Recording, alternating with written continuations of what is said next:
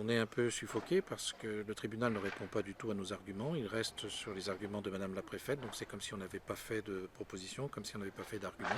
Bon, il ne juge pas sur le fond. Le fond, ça sera un jugement plus tard. Mais il dit, bon, en attendant, on suspend l'arrêté de Monsieur le maire. Donc c'est très, très troublant pour nous parce que nous avons des signaux très positifs du président de la République lui-même, de Madame la ministre de l'écologie ce matin, qui nous disent ah Monsieur le maire a raison, et c'est une position du Conseil des ministres, c'est pas une position que de moi, ministre de l'écologie. Et dans le même temps, on demande à Madame la préfète, ce même gouvernement demande à Madame la préfète de nous traîner devant le tribunal administratif pour suspendre justement un arrêté dont on dit par ailleurs beaucoup de bien et qui le fera peut-être un jour, sera peut-être un jour dans la loi.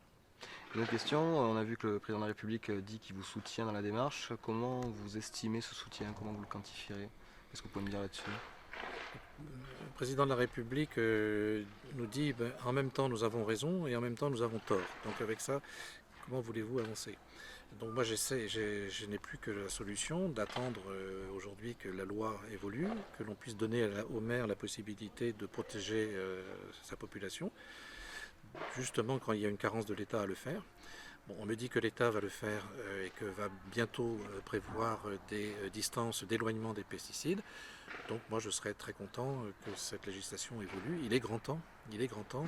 Cela fait depuis 2009 que nous attendons en France cette adaptation de la loi européenne. Ça n'arrive pas. Les gens sont plus d'accord, sont trop informés. La presse a fait trop son travail d'information pour que les gens sont plutôt conscients aujourd'hui des dangers des pesticides de synthèse et ils n'en veulent plus. Dernière chose, qu'est-ce que vous prévoyez de faire pour la suite à cet retoquage?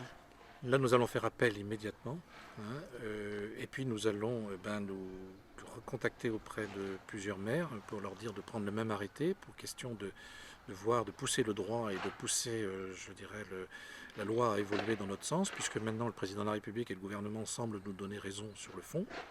Donc il faut que l'on avance réellement et très concrètement. Donc,